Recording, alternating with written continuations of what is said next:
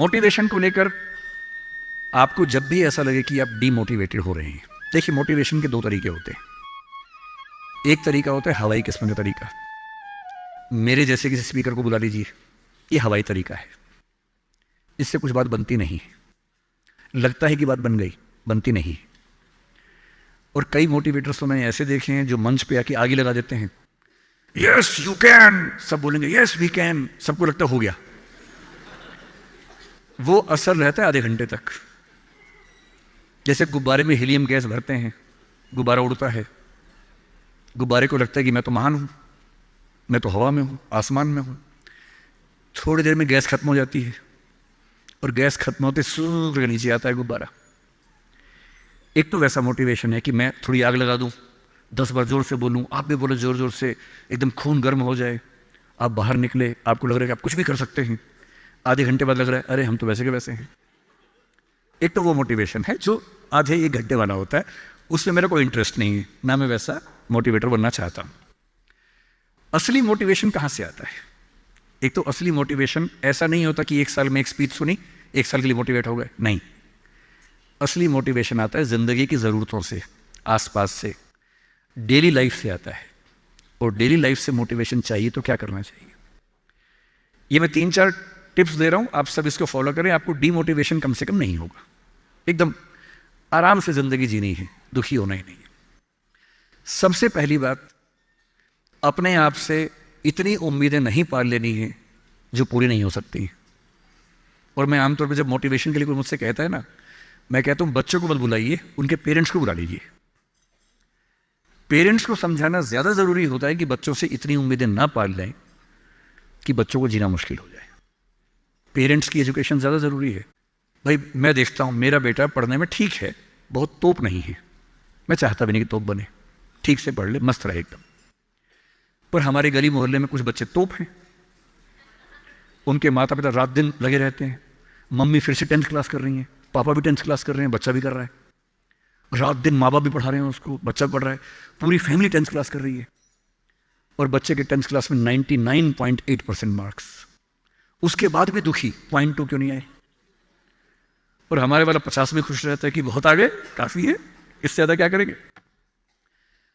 अगर आपने बच्चों से इतनी उम्मीदें पाली, इतना कंपटीशन में उलझा दिया, बेटा तुम्हें फर्स्ट आना है, टॉप करना है, 100% लाना है, ये करना है, वो करना है, आपका बच्चा कितना भी टॉप कर ले, वो कभी खुश इंसान नहीं बन पाएगा। और पेरेंट्स के लिए सबसे जरूरी होना चाहिए कि आपका बच्चा खुश रहे, ठीक इंसान बन जाए, आपके बुढ़ापे में आपकी चिंता कर ले, मन ही मन आपसे नफरत ना करने लगे। जब मेरे पास बच्चे अकेले में आके बात करते हैं, कभी कभी रोते हुए बोलते हैं मुझे अपने पेरेंट्स से नफरत है, नफरत। उन्होंने मुझे एक मशीन समझा अपनी इच्छाएं पूरी करने के लिए। मेरा मन था ये करने का, धमका धमका कि ये फील्ड दिलवाई जो फील्ड मेरा स्वधर्म है ही नहीं। मैं रोज पढ़ता हूं रो रो के, मेरा मन नहीं करता पढ़ने का क्योंकि मेरी फील्ड थी ही नहीं। इसलिए आप सबसे कह रहा हूं, हर व्यक्ति हर काम नहीं कर सकता, पर हर व्यक्ति कुछ ना कुछ अच्छा कर सकता है। और वो कुछ ना कुछ अच्छा क्या है? जो आपका स्वधर्म है। इतने उम्मीद मत पालिए। मसलन क्रिकेट भारत का शौक आजकल सब लोगों को हो गया है, लाखों बच्चे क्रिकेट खेल रहे हैं गली मोहल्ले में, सबको आईपीएल में आना है, सबको भारत की टीम में आना है। पर भारत की टीम में कुल 16 लोग आएंगे, उनमें भी 11 खेलेंगे, 5 बाहर बैठेंगे। और लाखों लोग क्रिकेट खेल रहे हैं, रात दिन की टीम में आना है। ध्यान रखना है, आप जो भी रास्ता चुनेंगे उसमें सफल होने से ज्यादा संभावना विफल होने की है। इसलिए तैयारी करते हुए इस चीज की भी तैयारी करनी है कि नहीं हुआ तो क्या होगा। और मैं बच्चों को बार बार कहता हूं, जिंदगी बहुत बड़ी है, नौकरी जिंदगी का एक छोटा सा हिस्सा है, मिले बढ़िया, ना मिले भाड़ में जाए, एकदम भाड़ में जाए। और मैंने खूब देखा है, आईएएस आईपीएस बनने के बाद भी कुछ लोग आत्महत्या कर लेते हैं, दुख से, तनाव से, परेशानी से। और मैंने देखा कुछ लोग छोटी सी नौकरी में इतने मस्त मौला होते हैं कि जिंदगी की हर खुशी जैसे उनके पास ही है। अंत में खुश रहना है तो उसके लिए वो एक नौकरी जरूरी थोड़ना है, मिलेगी तो बढ़िया है, ना मिले तो भाड़ में जाए।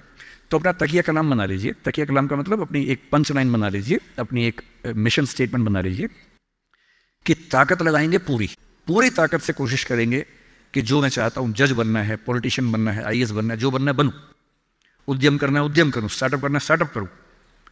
पर नहीं हुआ। कोई पूछे ना अगर नहीं हुआ तो बोला भाड़ में जाए, क्या हो गया नहीं हुआ तो कुछ और करेंगे, तू नहीं कोई और सही, कोई और नहीं कोई और सही। ये इंसान के बारे में नहीं, अभी नौकरी के बारे में है। ये नौकरी नहीं तो कोई और नौकरी सही, कोई और नौकरी नहीं तो कोई और नौकरी सही, ऐसा क्या है, हजार ऑप्शन है। तो खुद से उम्मीदें कम। दूसरा, अपने आसपास 3-4 लोग ऐसे रखिए जो कायदे के लोग हो। आपके जो दोस्त होते हैं ना, जो सबसे अच्छा दोस्त है वो पूरा दोस्त नहीं होता, थोड़ा सा दुश्मन भी होता है। हर दोस्त और दुश्मन का पैकेज होता है।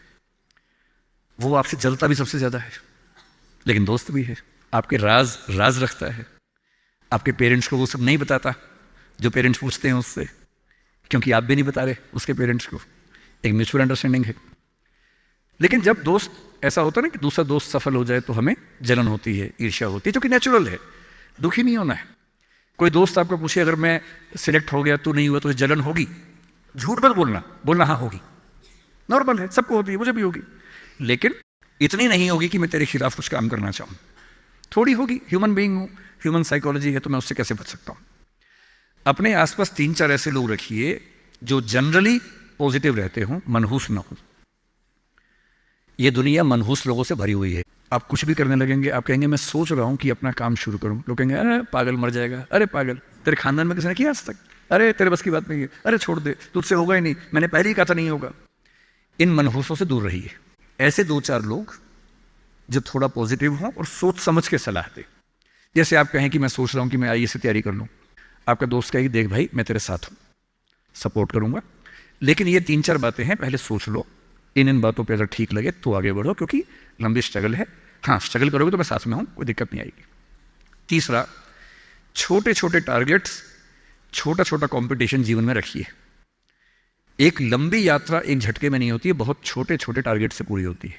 जैसे मैं रोज 8 घंटे पढ़ूंगा, आज मुझे इतना सिलेबस कर लेना है, उतना कर लीजिए। एक टाइम टेबल बना लीजिए।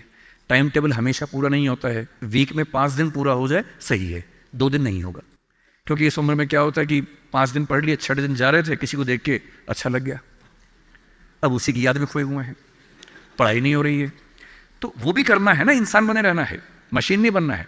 तो 5 दिन पढ़िए, 6 दिन मोहब्बत का रखिए, दोस्ती का रखिए, खेलने का रखिए, और इन सब चीज़ों को मैनेज करते हुए एक अच्छी लाइफ के साथ अगर टारगेट्स लेके चलेंगे, छोटा छोटा कंपटीशन अपने दोस्तों के साथ करते हुए आगे बढ़े, तो मोटिवेशन आमतौर बना रहता है। और जब जब डिमोटिवेशन ज़्यादा होने लगे तो मेरे जैसे किसी की बात सुन लीजिए, 1-2 घंटे के लिए गुब्बारा फूल जाएगा, और 2 घंटे के लिए अगर उस फेज से आप निकल गए तो चीज़ें ठीक रहेंगी।